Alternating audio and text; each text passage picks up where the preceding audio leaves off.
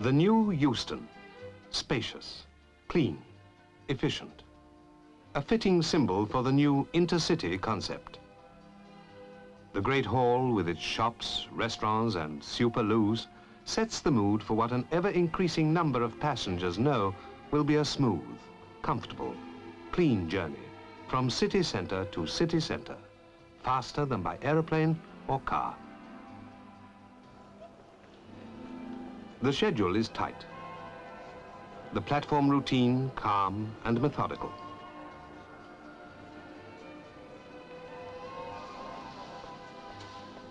The driver checks the state of his loco. Nothing can stop it leaving in 20 minutes' time. Precisely 20 minutes' time.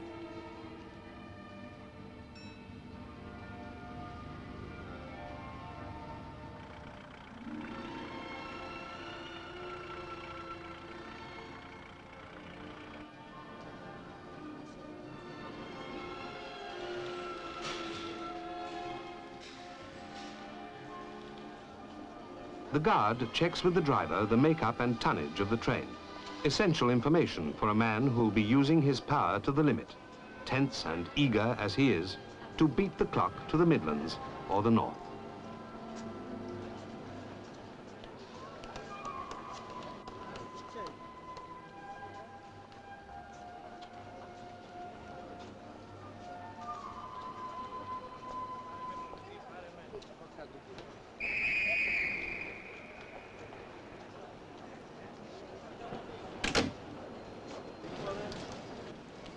Little hope for the passenger running to catch a train already due to leave. Little hope in these split-second days of the modern brain train, the I'll see you again train. But whoops, just a minute. Time must have stood still.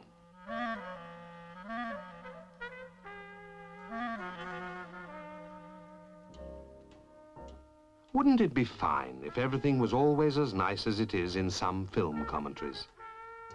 The driver forgot to check his automatic warning system. Bit of a nuisance, really, because the train won't budge until it's right.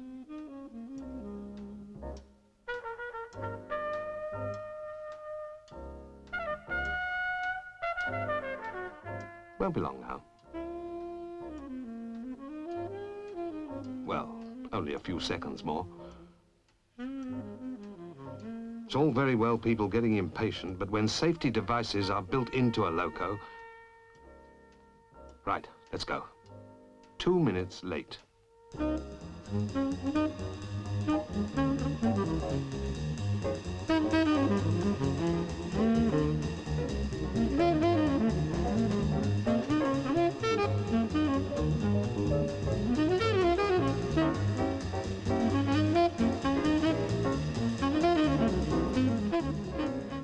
One thing about this driver, he gets up to maximum speed and stays there as long as he's allowed.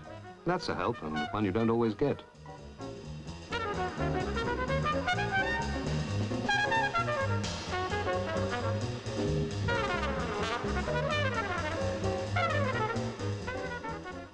These modern speeds play havoc with badly stacked parcels, but it won't take him a minute to find the right ones when he wants them.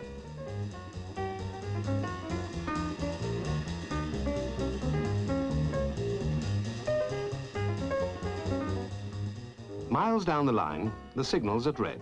Probably an electrical failure. Surprising how things go wrong if you don't maintain them thoroughly. Trust them once in a while and you've got trouble. Anyway, put out the cuckoo call and the lineman will do the job in a jiffy.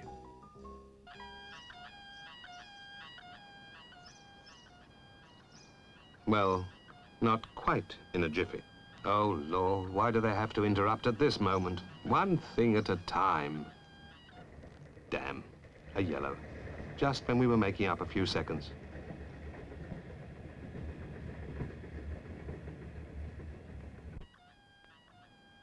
He's decided to answer the call at last. Half a minute delay?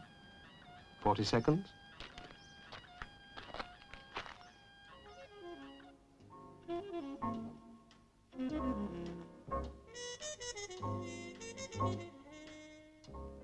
bread it is. Bet it's a line fault.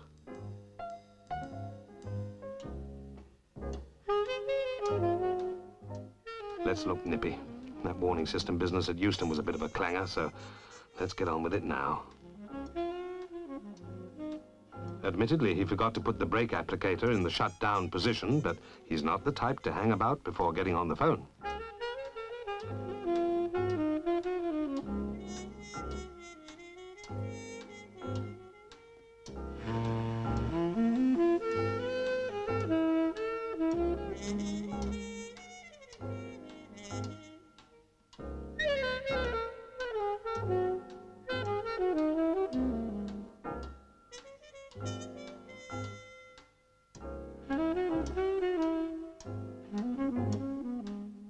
A line fault it is, and if he knows a thing or two, it's going to take a few minutes.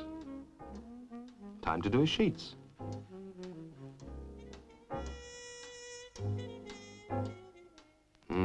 Look at those cars.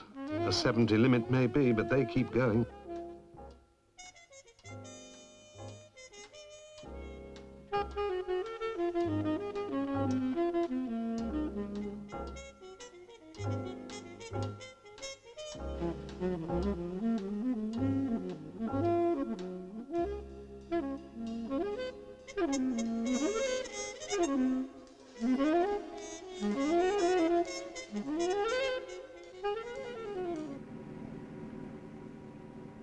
Oh, goodness, that was a quick job, wasn't it? I wonder how long the signals have been at green. 10 seconds? 20 seconds? Half a minute? Well, it's a hell of a lot when added to the other delays. 2 minutes at Euston, 40 seconds to answer that call, at least 3 minutes to clear the fault, and now another half minute. And we've hardly started the journey.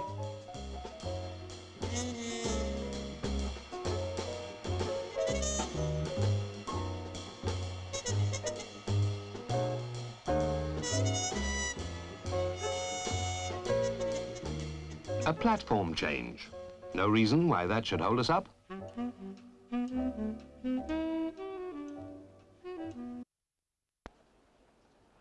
is a platform alteration. The 0955 from Euston to the north will now depart from platform 8.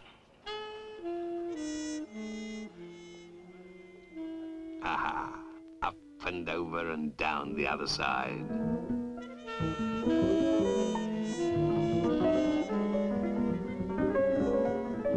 Passengers not warned, the system never got the message. A bit of a run for them, and a bit more delay for us.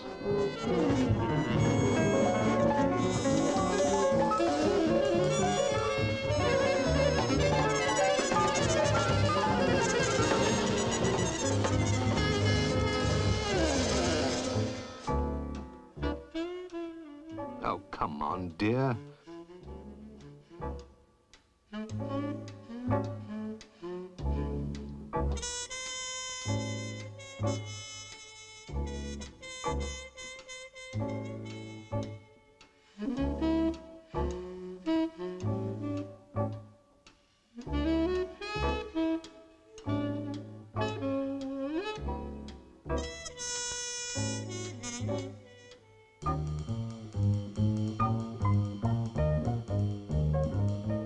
The train is now over 7 minutes late.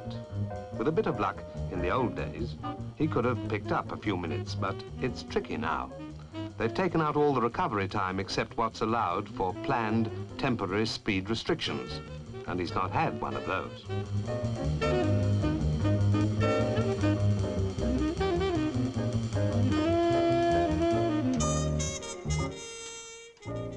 Sorting him out a bit, isn't he? No harm in that, if it puts some life into the platform work.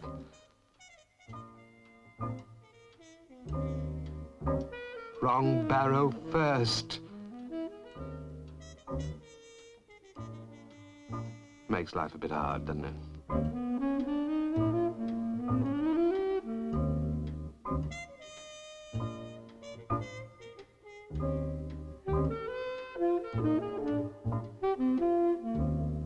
Having put everyone else to rights, he's in a mess himself now. By now, passengers are beginning to notice the inconvenience. Door. Door. Unfortunately, he'll not be bothered. All he's done is add another small delay to others he knows nothing about. By now, the train is seriously late. 10 3/4 minutes. Enough to disturb passengers with their own tight schedules. They've read the glamorous advertisements, and they've every right to expect to be at the church on time.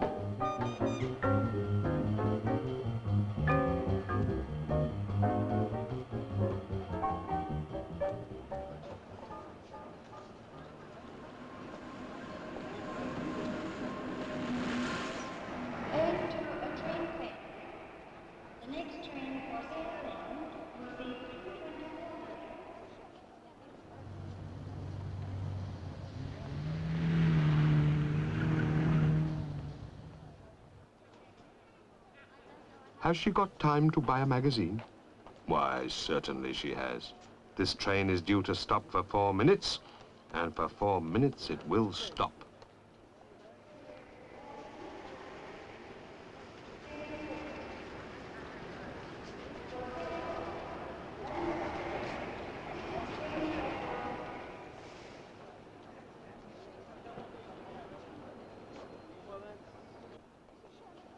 After his parcel shambles, which worried him a bit, the guard is quite rightly sniffing out other causes of delay. This train is already late. Why is it hanging about? Looks more like a ruddy social club than a high-speed railway it claims to be.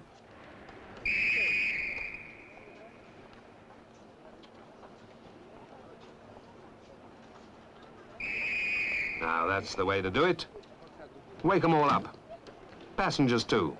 A bit of a flourish works wonders. Try it yourself and see.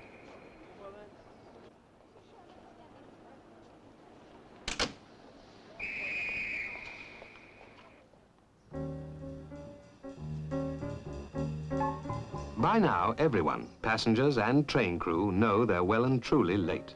The delay is almost 13 minutes, and there are connections to catch. No one can understand why they're so late. There have been no announcements about serious hold-ups, like derailments or power failures. It seems totally bewildering that a train should be so late for no good reason at all. The connecting train has been waiting for 6 minutes. The problem is whether to send it out or wait for the London train. It would certainly be useful if the area manager, who knows his traffic backwards, was down on the platform to make a decision. But he's got a meeting and is snowed under with paper. You can see his problem, though. If he doesn't get his paperwork done, he'll get a bullet from higher up. Equally, they will say that the platform staff is inefficient if they don't stick to the rules. So, they decide to stick to the rules and send the connecting train out, thus getting the worst of both worlds. Their passengers are delayed, and our passengers will miss their connection. In its turn, the connecting train will cause trouble, too.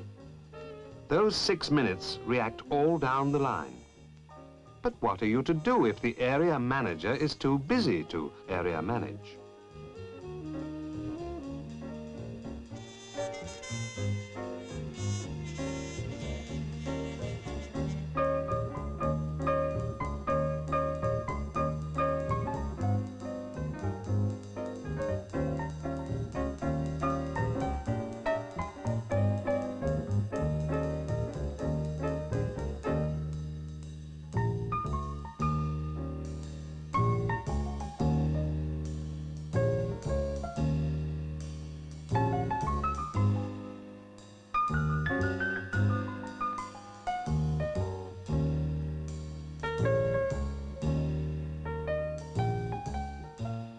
Well, you can't blame him for having a go at the first person he meets. He's missed his connection, and for why?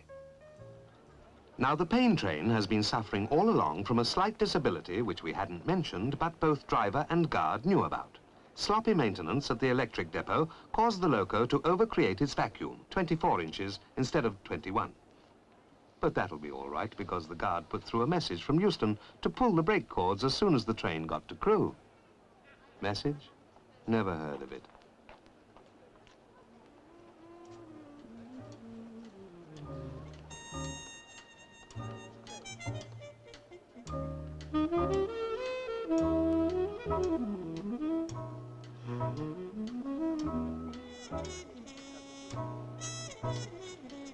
Here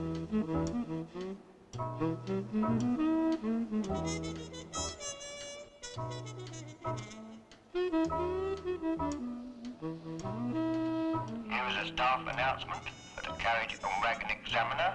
For the carriage on wagon examiner, please go to platform 2. For the carriage on wagon examiner, please go to platform 2. The C&W men should have been waiting on the platform. As it is, they've had to be called from some distance away.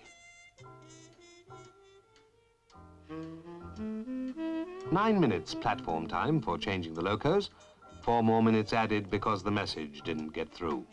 And all this could have been done while the passengers, parcels and locos were being changed. Actually, the train picked up a few minutes on its way to Crewe.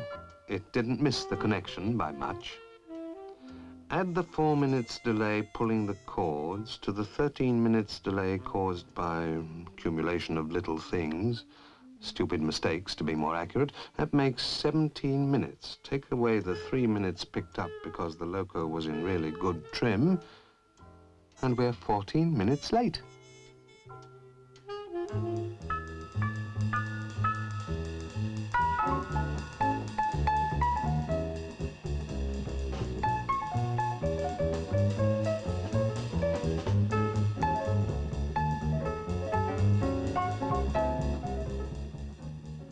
Is there time or not? That freight train waiting on the loop. Yes, keep the traffic moving. Put it through. Plenty of time.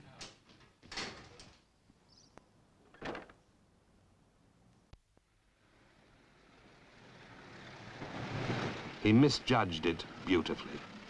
The freight goes through while the pain train waits.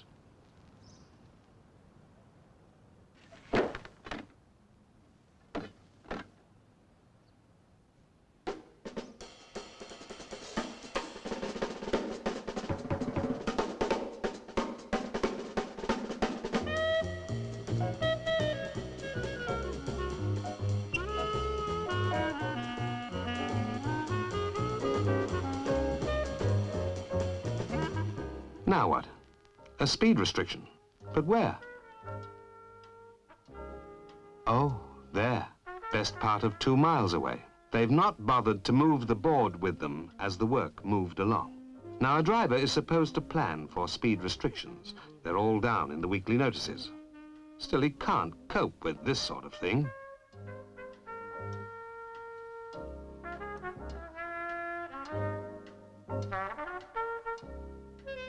Now they move it.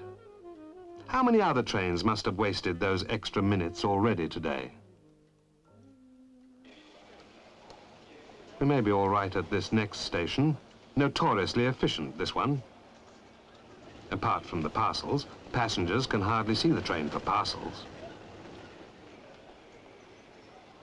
Ah, a message. To area manager, issue special stop order 1330, hence Carnforth to take up.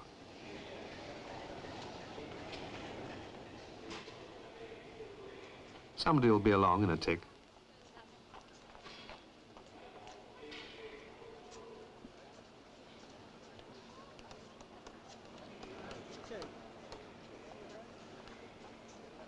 Special stop order.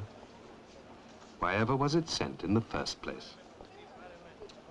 Nothing like delaying 200 or 300 passengers for the sake of 2 or 3. This unnecessary message was sent late and received late. Another double hold-up.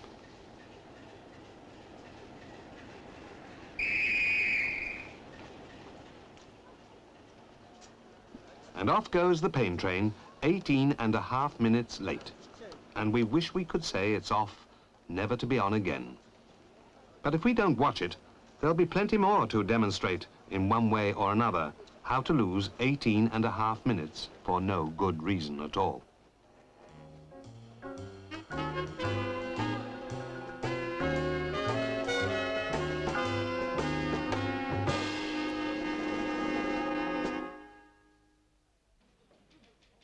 I've been on the railway some 38 years, and have spent most of it on the operating and commercial side, so that I have been able to see the problems from various angles. As an area manager at a very busy station, there is, of course, an awful lot of paperwork, but this must not be allowed to take priority over our real objective of running trains punctually and safely. In these days of high-speed running, where there is very, very little recovery time, I would like to stress the importance of saving that odd 10 or 15 seconds on the various operations which, in total, will go so far towards achieving our object of punctual running. All the mistakes seen in the film I have made at some time or other and know how easily they occur. Delays of only a few seconds through failure to trim parcels properly, for instance, can delay a train considerably. It is a guard's job to keep station time down to a minimum. Delays, small in themselves, accumulate until it becomes impossible to stick to the very tight timetables of today.